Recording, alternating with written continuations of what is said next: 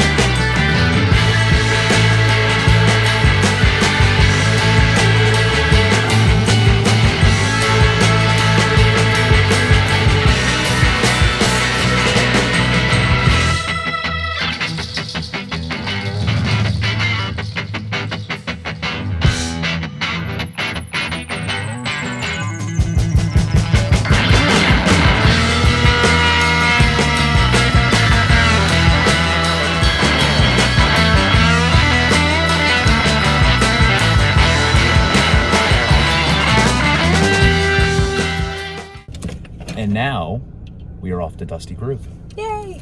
I hope, because the bar, I will say, I'll save my thoughts for the very end when we show off what we got. But the bar was set pretty damn high. Welcome to Chicago. I know where I'm coming more now.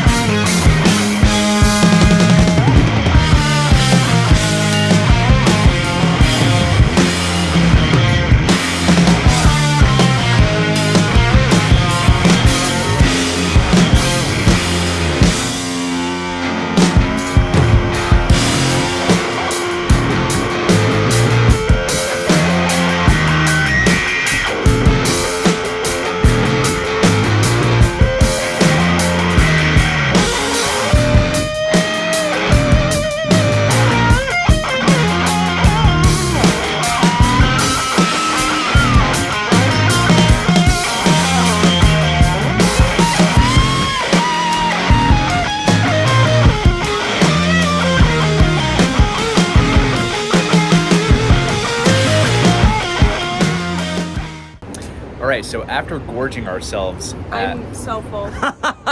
we went to Rick Nielsen's pizza joint called Peace, and it was absolutely delightful. But Pizza good beer. yes, delicious. We just walked off a good portion of it, and now we are at the second Reckless Records location. We just threw down at the pizza place. Now so full. we're gonna throw down more here.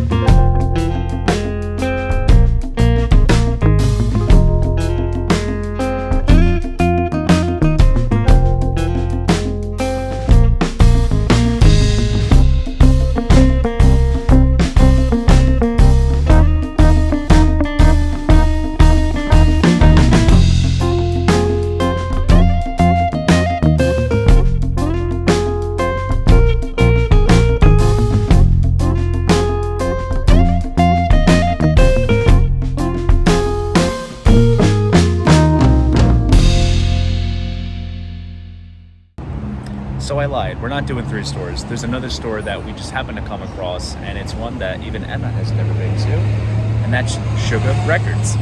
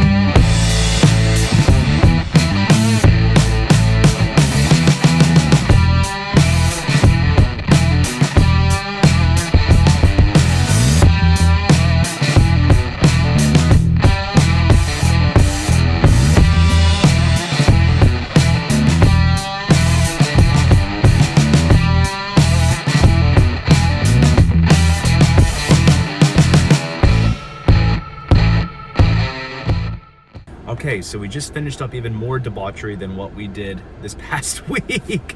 But overall, let's see. What was the verdict on all the shops? So, first Reckless. That was the one on Belmont. Yes. Solid. Yeah. I love all the Reckless locations. We didn't get to one of them. We did Belmont and Milwaukee. I think there's one more. Okay. That we didn't get to, but the one on Belmont was amazing. Yeah, I felt that out of the 4 that we went to, as well as, I mean, for what I've seen of Reckless, the first one that we went to was the absolute best in terms of selection and the holy shit, I can't believe I'm seeing this type things. Yeah. And then Dusty Groove, not so much in my wheelhouse genre-wise, but it was cool because you really had to dig to find some interesting stuff in Yeah, and there was a lot of interesting stuff in there. Yeah. I mean, there's something for everybody. You just have to take the time to actually go through and look, which is the case with Sure, any 100%. shop, but especially that one. I think their specialty is jazz. Very much and so, we're yeah. not a jazz people necessarily. I think after we did New Orleans, we should be. We should be. I mean, the thing is, I don't know where to start. I got to kind of dig into that. But, Yeah. But yeah, Dusty Groove was great. Actually, it's where I got the bulk of my records. Yes. I was going to say, I bought a stack there. And then the other Reckless on Milwaukee was really, really solid. Same factor, but I don't know, the first one just had a little bit more oomph to it. Yeah, it did. And then as for Suga Records, Suga. I got some flashbacks from Peaches. I'm not gonna lie. It was a mixed bag. Like, some stuff was priced appropriately, but then there was some other stuff like the unofficial import releases Ridiculous. that were priced at like $100. Yeah, it was ridiculous. I mean, I'm sorry, but you can go on Rollin' Rex and get those things for either 30 or 40. So, buyer disclaimer. But we are going to showcase what we got, and I'll let Miss 8 Monologue go first. Should we do this one together? I think we should. Okay. Yes. So, and I'll let you do the talking about this one. I hope But we no one got the spoiler from the corner. They did. Anyway, 1, 2, 3, go. Here it is. Grateful Dead Europe 72. Now, full disclaimer, personally, I am not a Grateful Dead nut. Jam bands and improvs just don't really cut it for me. I have a best of, which is the Skeletons from the Closet compilation. But when we were on the road to New Orleans, all of us in the car picked a live album of our choosing to listen to. And Jenna over at Spins and Needles chose Grateful Dead Europe 72, and honestly, it's good road trip music. It's so good. It really is. I enjoyed it so much. So Yeah. this is definitely a highlight for me because it literally brings me back to the truth. Yeah, 100%. Reminds me of Jenna, so Yes. happy to get that. What else did you get? So the last 3 that I ended up picking up are from Dusty Groove. The first thing that I found, and this is probably what I've been most excited about almost the whole trip. It's just a cool find. This is the Groundhogs live album, Hogging the Stage. I don't know a lot about this. I think it was released in the 80s, but it has live recordings from the 70s. That's cool. Yeah, shout out Tony McPhee, who just passed. I probably gave him a shout out in the last video too, in the documentary. But this one's cool. It's a double LP. It also comes with, you can see the gatefold here. Okay, Cool. It smells like old record. Smells like old. I love it. And it also comes with a 7-inch Oh, that's cool. with Cherry Red and Split.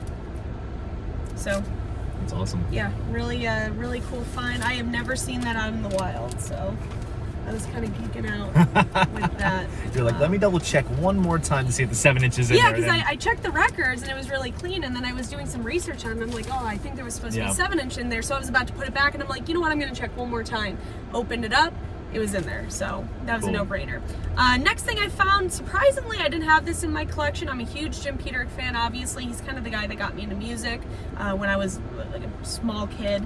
Ides of March, Survivor Fame, 38 Special, stuff like that. But this is his solo album, one of his only solo releases, solo debut albums. Don't Fight the Feeling. I don't know a lot about this, as you can see. It's a promo copy. Yeah, like I said, I don't know a lot, but it's Jim Peterick. Cool. So I've seen this a billion times, especially in Chicago. You see it all the time, but Awesome. finally grabbed it. And then the last thing I picked up is a record that I've been wanting for a while, and it's out there, and you can find it. But I just decided to pull the trigger on this one, so it looked pretty clean for what it is. So Stephen Stills, debut 1970, great album. Awesome. So good. Good stuff. Yeah. Love the One You're With is on here. Oh, There you I go. love this one. Awesome. That's what Emma got. Yeah. And there's this shit here. So as you saw, I did pick up Grateful Dead Europe 72 at the first Reckless location. Also picked up this copy of the first Yes album. I already have the Record Store Day version, which has the black UK cover, but this pressing has the US cover with the guys on the cover here. And honestly, for as not so proggy as the first Yes album is, this is one I've been finding myself going back to a lot. So this is a really solid find. Going into some classic Third Man Jack White territory. This is one that I was so stoked to find for the price, and that is Lazaretto. This is his album from 2014. This is the Vault version, which has split color blue and white vinyl. Apparently there's like a mark on one of the sides, but it does not skip, which is nice. I saw this at another record store in my home state of New Jersey, and it was priced at like $75, so I was able to get this for $25, which is a solid steal. Here's an album that I do have, but not this deluxe iteration of it. I'm actually gonna be parting ways with my standard copy. That is Nirvana's Bleach, and I have been wanting to get my hands on the 2LP version, which is this one, which includes a live show from Portland, Oregon. So I don't know if this has been dead stock that's been sitting around, or there was a repressing that I was not aware of, but that is there. And then as for Dusty Groove, I picked up Iron Maiden somewhere back in time, the best of 1980 to 89. So back when I was getting into Iron Maiden, this was back in like 2011. This was my introduction to Maiden. So this compilation does have a special place in my heart, and it does come pressed on cool picture disc vinyl. I'm not gonna pull out everything. You can check it out for yourself because this video would go on a little bit longer than it perhaps would be. And then Emma had convinced me on this. This is the Kinks, Muswell Hillbillies. The crazy thing with some of the new vinyl at Dusty Groove is the pricing, because this would retail for $27.99 and I copped it for $16.99 wholesale. So I was very happy to beef up my Kinks collection with this album. On to the other Reckless location. Now we'll get into some 7-inch territory. Here is a Jack White, Brendan Benson split 7-inch, which includes some tracks that were featured on the most latest Raconteurs album. So we have Help Me Stranger and Some Days I Don't Feel Like Trying. This only came out through the Vault package of the most recent Raconteurs album. So happy to get this. And I also got a Old Enough 7-inch by the Raconteurs as well, which was pretty cool. And then I also have been meaning to pick up the newest Ozzy Osbourne record, and sure enough, I did. This is the red and black marbled vinyl copy. I don't know if this was the Target exclusive or it was exclusive to some retailer. I'm not quite sure.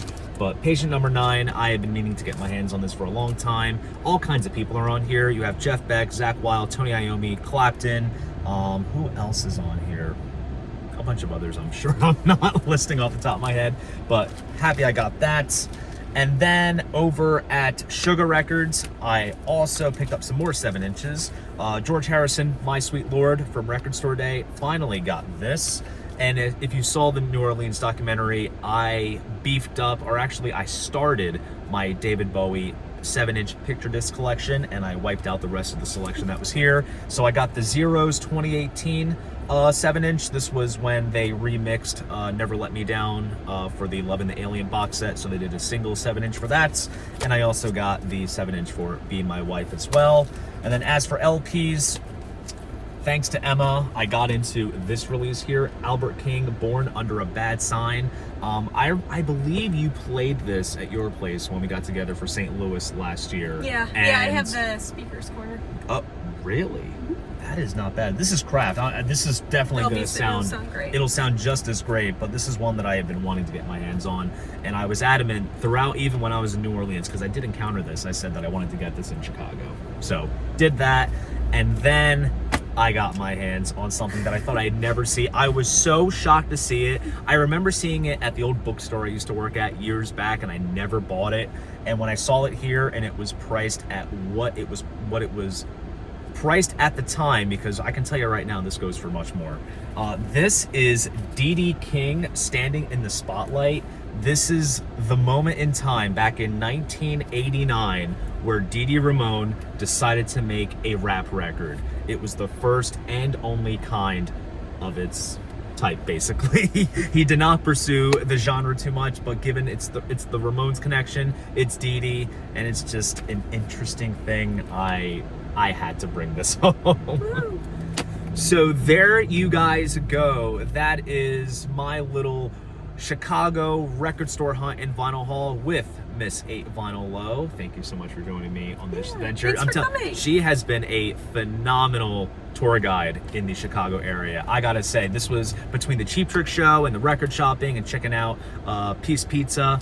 This has been a great little after party. It seriously has. But if you enjoyed this video, please go ahead, give it a like and subscribe to the channel. See you guys in the next video. And most importantly,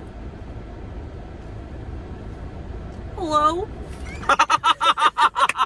keep the record spinning. Oh yeah, that too.